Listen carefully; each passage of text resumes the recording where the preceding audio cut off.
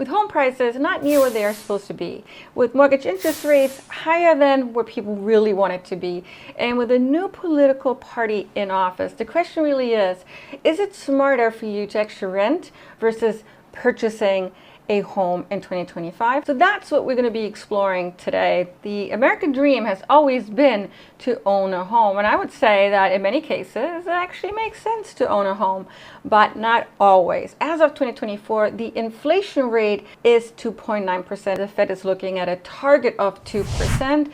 Let's see if that aligns with the political party. Now, in terms of the median prices of homes over the last few years especially, it's gone up quite a bit.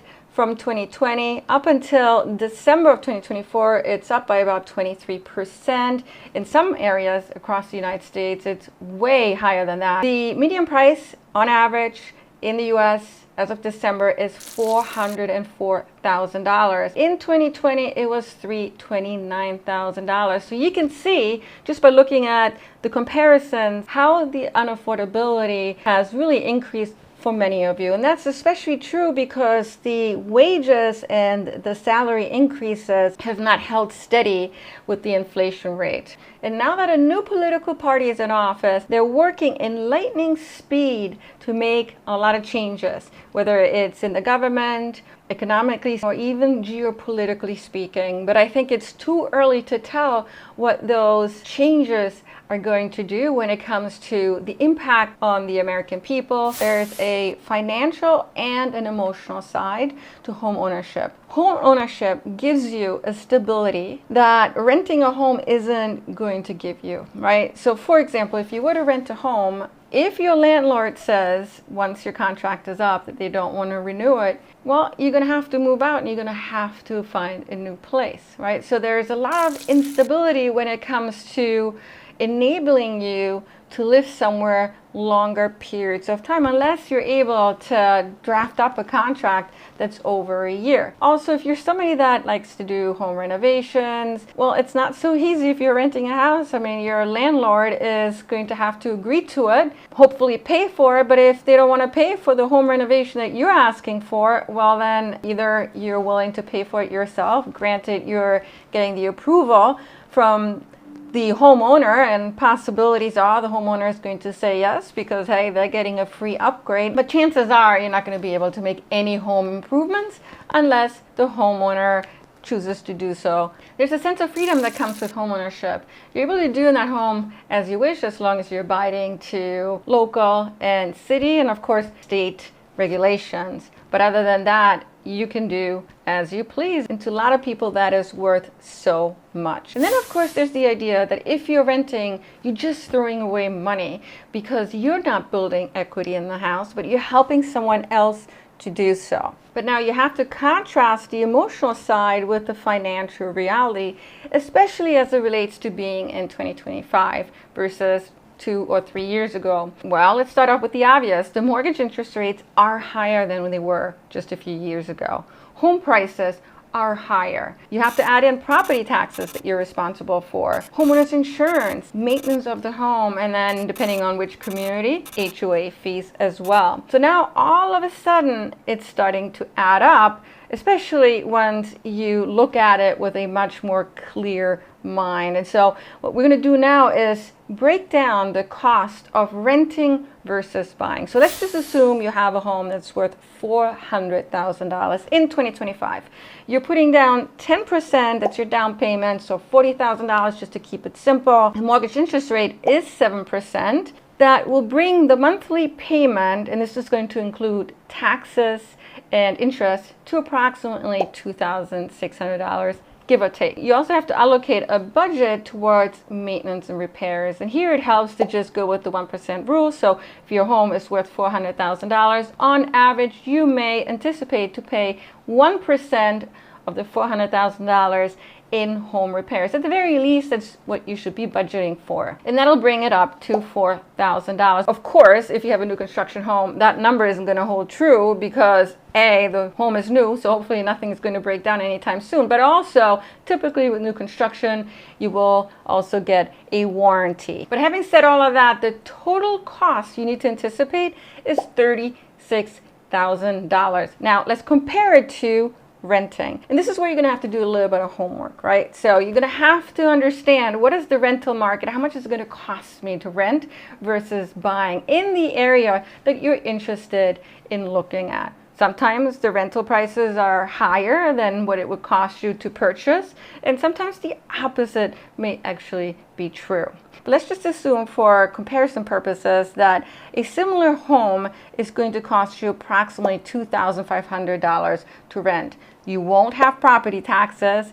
You won't have to pay for any maintenance costs, because guess what? It's the homeowner's responsibility to repair anything inside of the house that breaks, as long as you didn't break it. You're going to have to read the contract that you're signing, the rental contract. But typically, if it's something that breaks due to wear and tear, it is the homeowner's responsibility to fix it. So huge amount of money that you don't have to account for, right? In this case, then the total cost comes out to $30,000.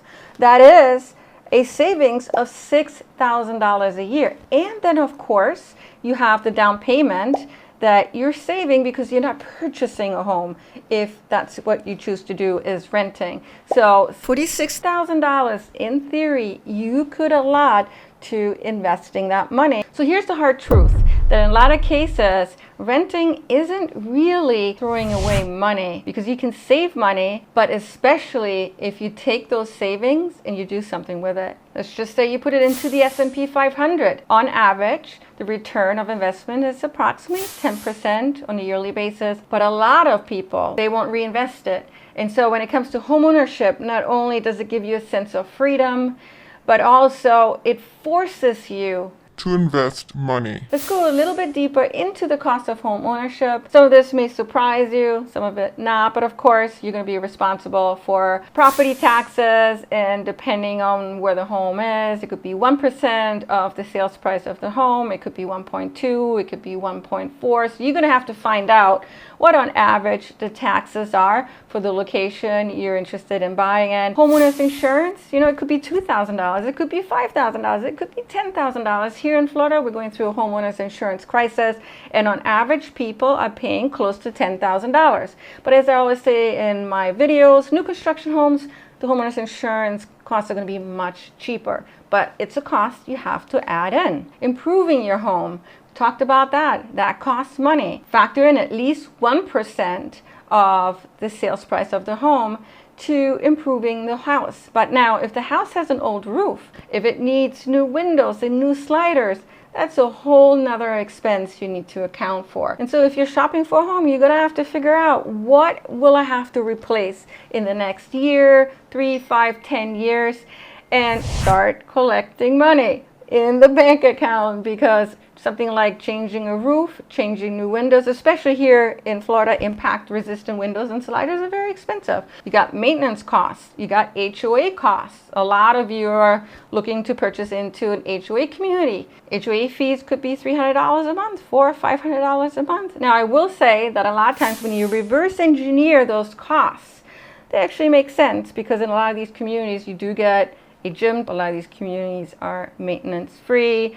If you were to hire somebody, for example, to mow your lawn, that could cost you $200 a month, depending on how large your lawn is and, of course, the location of the house. So if you're interested in an HOA community, reverse engineer that HOA fee and see if it makes sense. Sometimes you realize, you know what, I'm not really getting anything for what the HOA fees are, and that really is a red flag, honestly. And so if you're somebody that's looking to purchase a home, you have to anticipate all costs that you're probably going to have to deal with in order to make sure that you're not stretching your budget, because that wouldn't be fun either. Let's actually talk about why renting may be a smarter move for 2025. First of all, it gives you flexibility. If you're somebody that is constantly wanting to move around, maybe for work, or perhaps you just have ants in your pants, well, renting is much easier, right? Because you could have a month contract, a 6-month contract, a year contract, and not having to worry about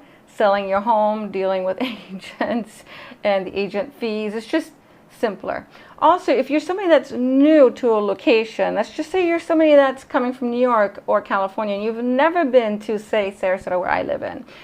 you might want to test drive the area before you commit to purchasing. So huge flexibility when it comes to renting. And then of course, if the market is shifting, let's just say the housing market is crashing.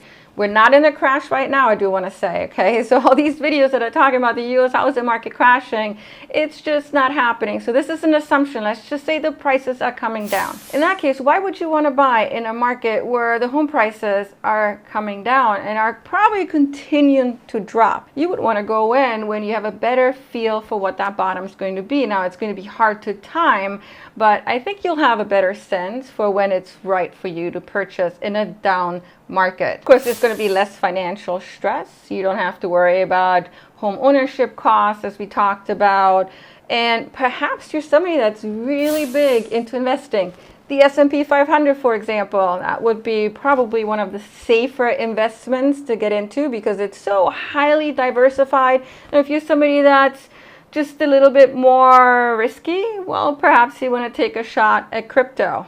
I'm not saying you should, but I'm saying that you can take the money that otherwise you would have allocated to purchasing a home and invest it in order to build your wealth. But unfortunately, the sad truth is that a lot of renters won't know what to do with their money. And so home ownership in ways, especially when you're mortgaging, is a way to forcibly save money because you're building equity. And a recent report from NAR, so the National Association of Realtors, demonstrates this very nicely, where if you're comparing the homeowners versus the renter's net worth, the homeowner has on average a net worth of $300,000 versus the renters, which was $8,000 in 2021. Homeowners typically have 40 times more of net worth than a renter. Now, I will say that in many cases, it's actually going to make sense to purchase a home outside of the emotional aspect. Maybe we're in a market where prices are continuing to go up. And right now, U.S. overall prices are up by approximately 6%. If prices continue to go up and you're going to be somewhere for maybe 7, 8, 9, 10 years, so in the long term, it really is going to pay off. So here's the thing, when it comes to buying or renting, I mean, ultimately it's a personal decision. It's going to depend on not just where the housing market is at, not just where things are politically, economically speaking, but also based on your lifestyle, your savings, and ultimately how you expect to grow your wealth. Now, I'd be curious, where do you stand? Do you think it's better to purchase or do you think it's better to rent? Leave us a comment in the comment section. Thank you so much for watching today, you guys. I always appreciate it. I really do. Thank you again. I'll see you in my next video. Take care.